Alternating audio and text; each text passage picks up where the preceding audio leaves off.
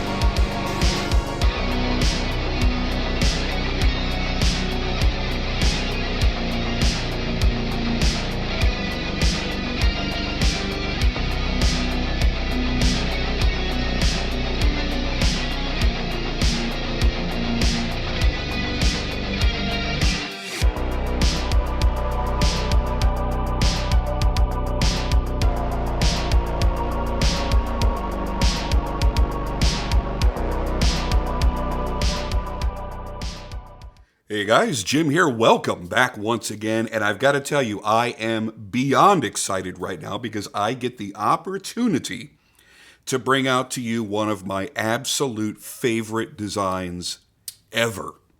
As a matter of fact, the original custom version of this knife is a grail of mine that I have been chasing for well over a decade. And I'm finally able to hold one in my hands, carry it in my pocket, cut with it, play with it, flip it, do all that stuff with it, and know that I have it in my collection. That, of course, is the Korth Sentry. But this is the modern day interpretation and the production version of that legendary design, but faithful to all of the dimensions of the original custom. So what we're looking at here is a Mechforce Knives collaboration with Rick Lala in this Sentry. Now, this particular variation right here in my hands is what they're calling the diamond plate pattern, as you can see from all the raised diamonds in the titanium, which, by the way, is so grippy and feels so good. There's also going to be a slightly more expensive version in a scroll work pattern. So you have the artistic scroll, which is about $425. And you have the diamond plate, which is going to be $410. So both are fairly affordable. Now, there are people out there that have never spent more than $50 on a pocket knife, so I understand where you're going. $400, how is that affordable? It is when you consider, on the rare occasion, if you ever see an original Korth Sentry custom on the secondary market, you're going to be spending thousands upon thousands of dollars to get it. Now, initially, yes, directly from the maker, they were thousands, but they have appreciated greatly in value. And there are a lot of different executions that were done, as, you know, true customs are, being one-off or severely limited, with the amazing carving in the titanium that Rick Lala has done, that makes each of those a standout knife. Now, before I die, I am going to find a way to own one of his carved Sentries, because especially now that I've handled this one for as long as I have, I've had this for a few weeks now, I know that I have to have a Sentry. I absolutely have to have a custom Sentry before I die. And I'm going to make that happen. Anyway, this will satiate me for now, at least for now. Definitely one of my favorite designs overall. I love a nice sheep's foot, which is what you've got here in this blade shape. The incredible action, which we will be discussing in just a couple of minutes.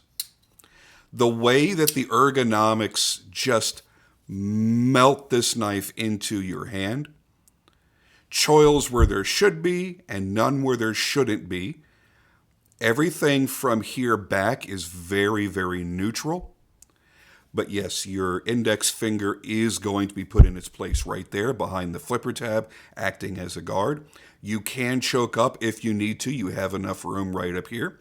So if you're doing a little bit more carving, something that takes a little bit more strength, and you want to get your thumb on the spine, then you're able to choke up there very, very easily.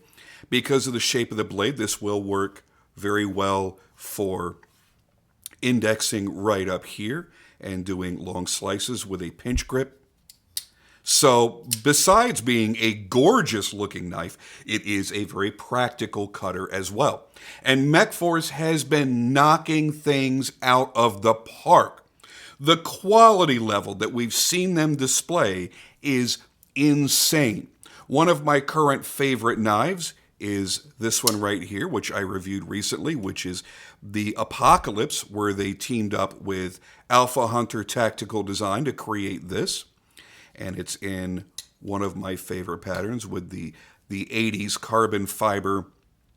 It's a carbon ceramic kind of material that's being used for the inlay in colors that I absolutely love, because I am a child of the 80s. I was born in the mid-70s, so the mid-80s was my, those were the formative years of my early childhood, which set up so many memories for me. So that particular color scheme really, really excites me. I'm a retro 80s person.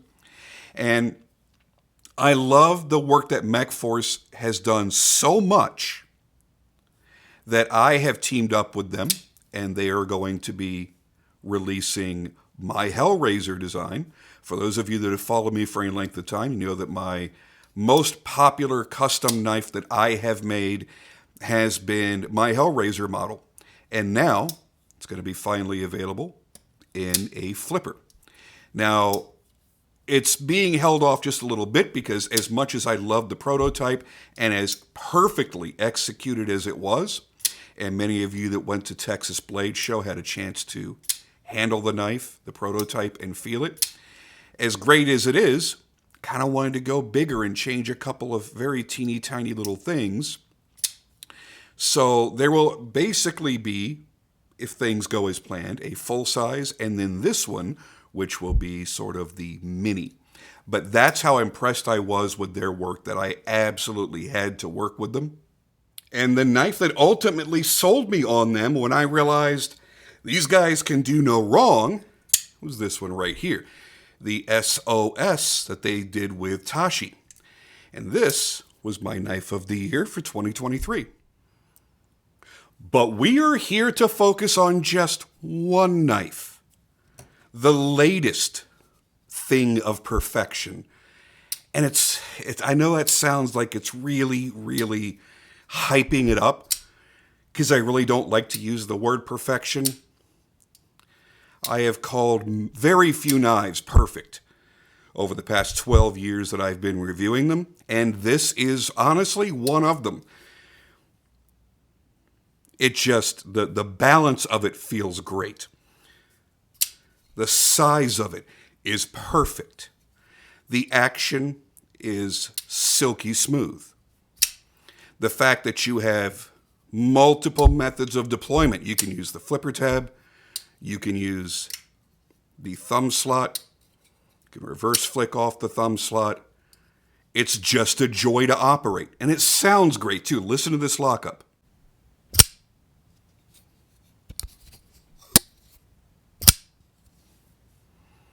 Yeah. And the part that I was really worried about, the pocket clip. Somehow they were able to execute this. Now, of course, it's not the crazy full hand-carved thick pocket clip that we saw on the customs.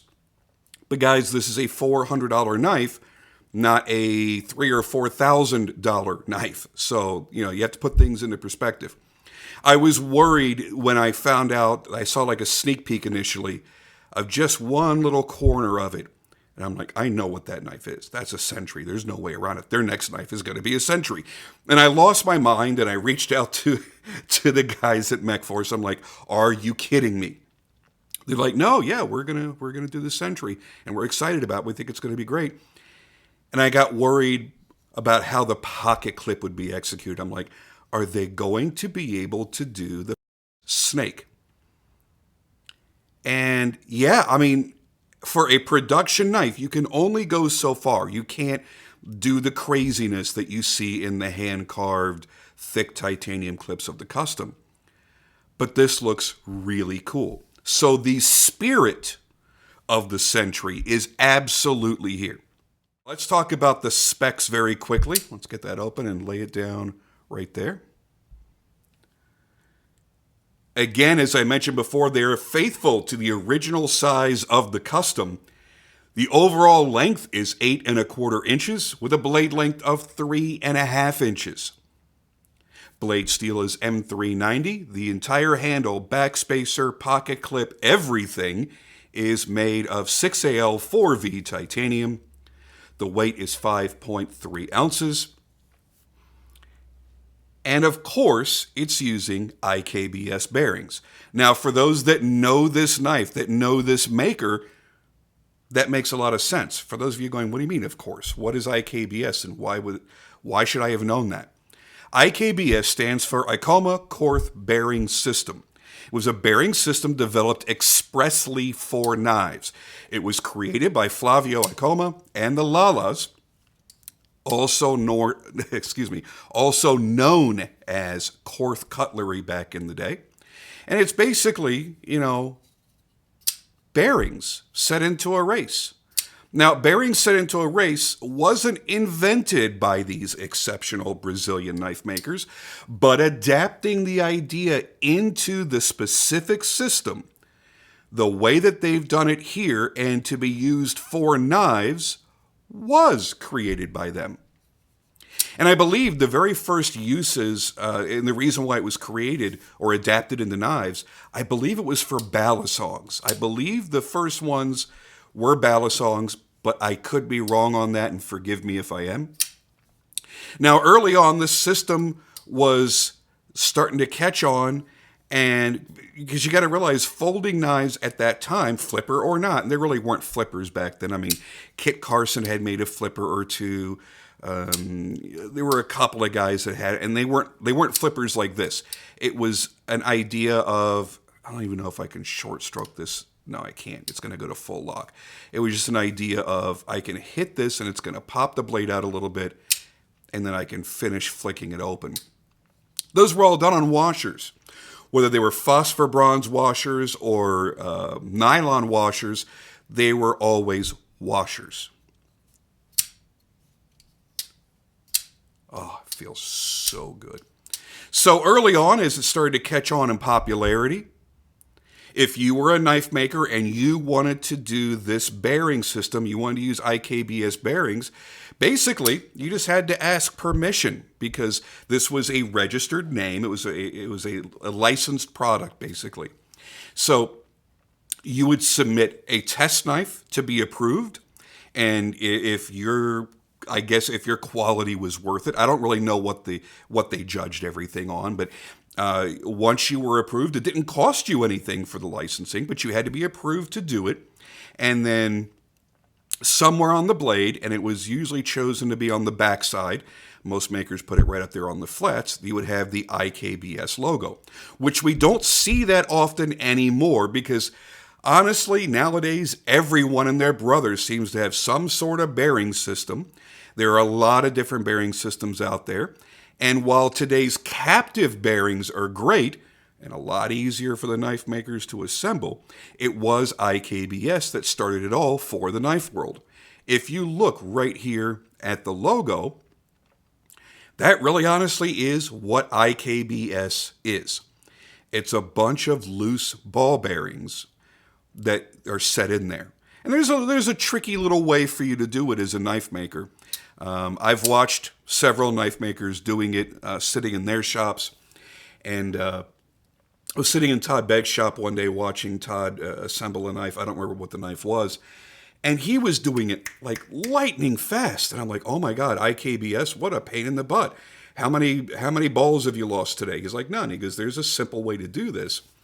And it was by using grease.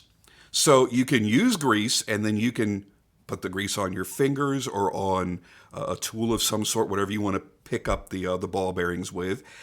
I think he was using something, some tool, a hand tool of some sort. I don't remember what it was. So grease on it, pick up the ball, drop it in. You just kind of swipe it, kind of wipe it in with the grease. You get all the balls in there, and then it helps you put the balls in, and then it holds the balls in there for you. Then you flip it over and you do the other side. You put the balls in the same way. Now, for those of you that don't want to have grease for lubrication in IKBS, you can do that, and then you can flush it out. You could use brake cleaner, you could use WD-40, whatever. Hose it on down, pressure it all out. Use your air compressor or something.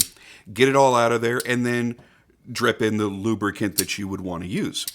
So, yeah, there's a little trick to it. And in the beginning, knife makers were having a hell of a time because they had these little teeny tiny, almost impossible to see balls all over the floors of their shops. And it was a challenge. But if you wanted to have that glass smooth operation without having to make everything to ridiculous tolerances, you wanted to use bearings. Now, that's not to say that the knife makers at the time that had switched over to IKBS weren't working with ridiculous, crazy tolerances. They were, because all of their knives were done with washers up until that point. It does give them a little bit of grace. Anyway, so to say that I am overjoyed to have this knife out here with me today would be an absolute understatement. I love everything about it. I have lusted after the Sentry for so long, it's ridiculous. And I'm so happy that so many people will now have the opportunity to experience the amazing design work that goes into this knife, because it really is awesome. And executed perfectly, the jimping on the flipper tab keeps your finger from flipping off of it and sliding off of it. It works really, really well. The raised gear pattern titanium backspacer feels really, really good in your hand and also helps you get that really solid purchase on there. You have a steel on steel lockup because you do have the steel lock bar insert that engages into the lock. You also have the over travel stop built into the lock bar as well. You can see it right there. And that prevents you from pushing the titanium lock bar over too far and damaging it. So everything was done properly on this knife. They took a legendary, timeless design and created a much more affordable variation of that will allow thousands of us to be able to own this incredible design. I could not be happier. I'm so stoked for Mechforce, for Rick, and for everybody that's going to get one. I'm telling you right now, this will absolutely be a top favorite among collectors for 2024. Just the way the SOS became a monster favorite for people for 2023.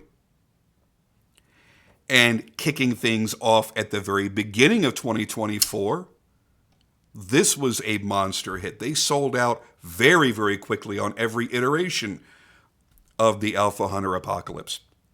So as Mechforce continues to dominate, what I'm happy to see is they're not going crazy with their prices. They're all staying relatively the same. They're in that low $400 range. They're not going up to $550, $600, $800. And there are a couple of brands that have recently started doing that when they experienced a major surge in popularity. And I'm really glad to see that Mechforce isn't doing that. Now, if they decided to put a Damasteel blade in here, by the way, guys, if you do, call me. I'm going to want that one too. If they were to put a Damas steel blade in here, then yeah, then it would be, a $600-700 knife, because you're adding a material that in its raw form is a few $100s more expensive. So of course it will elevate the price. But doing M390 and titanium in standard finishes, staying in that low $400 range, that is exactly where they need to be to hit that sweet spot for so many collectors out there right now that are buying into high-grade production folders. I'm really happy to see it. Anyway, that's it for me now on this one, guys. Thank you so much for joining me as always, and I'll see you on the next video.